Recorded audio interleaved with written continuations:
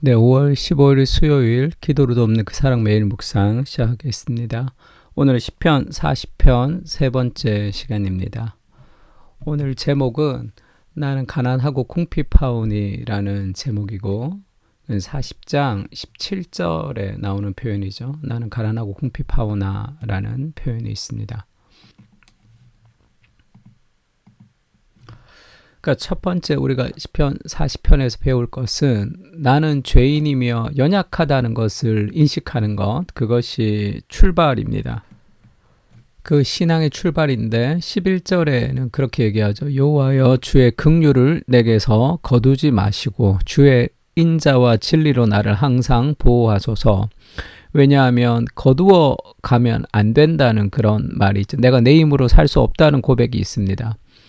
왜냐하면 수많은 재앙이 자신을 둘러싸고 또 자신의 죄악이 자기를 덮쳐버려서 내가 하나님을 우러러 볼 수 없으며 죄가 나의 머리털보다 많으므로 내가 낙심하였음이니이다. 내가 나를 볼 때 나는 가능성이 있다, 나는 할 수 있다 아무리 얘기해도 인간은 스스로 자신을 바라볼 때 수치스러운 존재라는 것을 깨닫는 것이 그것이 삶의 본질이죠. 내가 이 죄책감의 문제에서 우리는 벗어날 수가 없습니다. 그래서 내가 죄인이며 연약하다는 것을 인식해야 되는데 세상은 그렇게 얘기하지 않죠. 내가 연약하다, 내가 죄인이다 이렇게 얘기하면 안 되니까 무엇을 잘할 수 있는 사람으로 자꾸 능력 있는 사람 막 그렇게 우리를 포장하고 밀어넣습니다. 그러나 그러면 더 스트레스가 있죠. 내가 능력이 있는데 이런 문제를 해결할 수 없으니까 늘 좌절하게 됩니다. 나는 죄인이고 수많은 재앙을 내가 이길 수 없는 그런 존재라는 것을 인식하고 하나님께 기도하는 거죠. 여호와여 은총을 베푸사 나를 구원하소서. 여호와여 속히 나를 구원하소서. 내가 할 수 없다라는 삶의 절망이 하나님을 의지하게 합니다. 이것이 인생의 스트레스를 극복하는 첫 번째 인식이라고 할 수 있죠.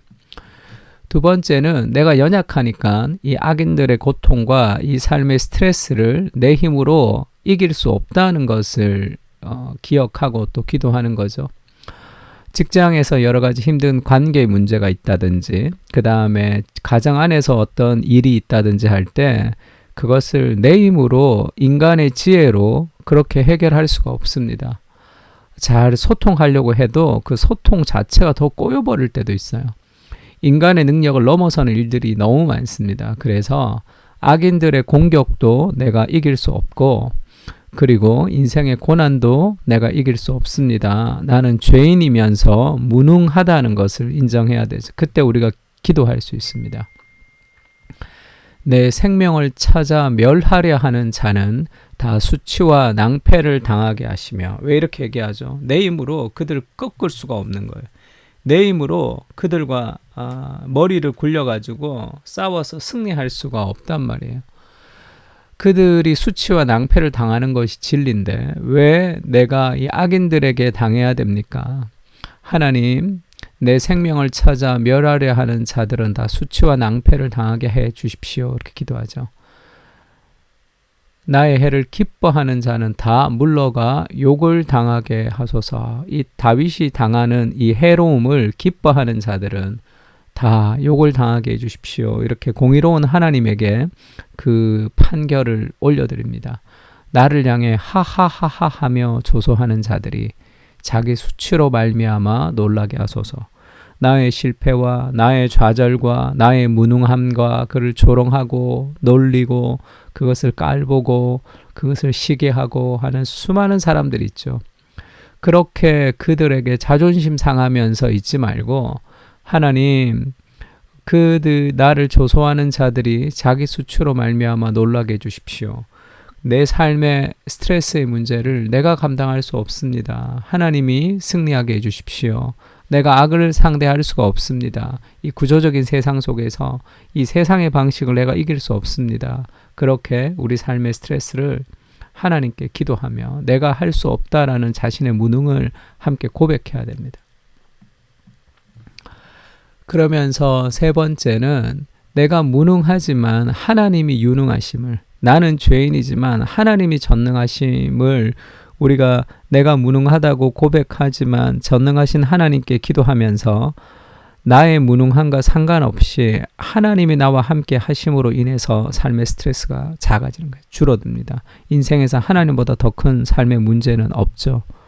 그래서 사람이 감당할 시험밖에 너에게 당한 것이 없습니다. 왜냐하면 하나님이 미쁘시기 때문이죠. 그렇게 우리가 강해지는 거예요. 은혜 안에서. 약할 때 강한 거죠. 그래서 주를 찾는 자들은 다 주 안에서 즐거워하며 기뻐하게 하시며, 왜죠? 하나님의 역사를 바라보니까. 그러니까 이렇게 죄인들이 주를 찾는데, 이렇게 형편없고 무능한 자들이 주를 찾을 때 하나님의 역사를 경험하면서 우리가 즐거워하고 기뻐하게 하는 거죠.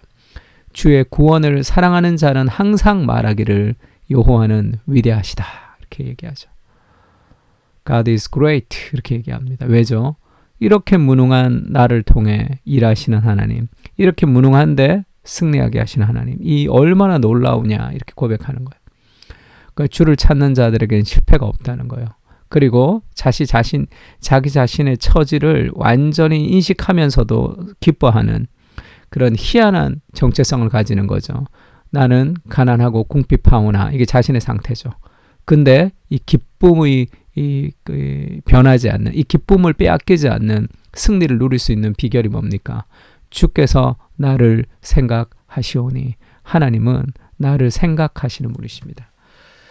생각한다는 것은 사랑한다는 뜻이에요.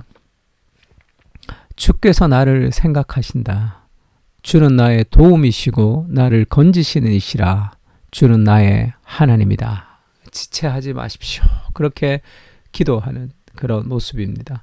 나는 가난하고 궁핍한데 어떻게 우리가 즐거워하고 기뻐할 수 있습니까? 이렇게 가난하고 궁핍한 인생이지만 내가 해결할 수 없는 문제를 하나님께 기도함으로 하나님의 역사를 우리가 삶 속에 경험할 수 있기 때문에 그런 것이죠. 우리가 지금 이 시편을 읽으면서 생각나는 찬양 있죠? 우리 지난주도 불렀는데, 주를 찾는 모든 자들이 주로 말미암아, 이 찬양이 이 가사죠. 근데 이 가사가 이제 시편 70편이라고 나오는데, 글쎄 시편 70편 아니고 시편 40편이 더 낫습니다. 왜냐하면 시편 70편도 이 내용이 똑같이 있어요. 근데 짧아요. 아주 짧습니다. 그래서 이 사람이 내용을 잘 몰라요. 근데 시편 40편은 길기 때문에 이 내용을 더 잘 알죠, 사실. 그러니까 시편 70편은 시편 40편의 요약판이라고 할 수 있습니다. 그러니까 주를 찾는 모든 자들이 주로 말미암아 기뻐하고 즐거워하게 하시며, 주의 구원을 사랑하는 자들이 항상 말하기를 하나님은 위대하시다. 왜죠? 고통 가운데 내가 할 수 없으니까. 나는 절망하지만 수많은 악인들의 세력을 하나님이 승리하게 하시기 때문이죠. 그래서 주는 나의 도움, 나를 건지시리니 여호와여 지체 말고 내게 임하소서. 가난하고 궁핍한 내 마음 가운데 여호와여 속히 임하소서. 이게 원래 시편 70편이라는 부제가 붙어 있는 건지 아니면 우리나라에서 누가 붙인 건지 모르겠지만, 우리나라에서 누가 붙인 제목이라면 시편 40편으로 붙이는 게 훨씬 낫습니다. 시편 70편도 똑같이 있지만 70편은 이 내용을 이렇게 바르게 다 파악할 수가 없어요. 이 가사는 40편 그대로 지금 이렇게 적혀 있는 것 같아요. 다윗이 시편 51편에도 그렇게 얘기하죠. 주께서는 제사를 기뻐하지 아니하시니 그렇지 않으면 내가 드렸을 것이다. 주는 번제를 기뻐하지 아니하시나이다. 하나님께서 구하는 제사는 상한 심령이에요. 하나님이 상하고 통회하는 마음을 주께서 멸시하지 아니하시리다. 나는 할 수 없습니다. 나는 못합니다. 나는 죄인입니다. 라는 그 깨어진 심령을 통해서 하나님이 일하십니다. 인생의 승리를 맛보는 것도 마찬가지죠. 내가 할 수 없다고 하나님께 기도하는 거죠. 예수님도 그렇게 얘기했죠. 로마서에 보면 우리가 아직 죄인 되었을 때에 그리스도께서 우리를 위하여 죽으심으로 하나님께서 우리에 대한 자기의 사랑을 확증하셨습니다. 나는 죄인이지만 사랑받는 자녀죠.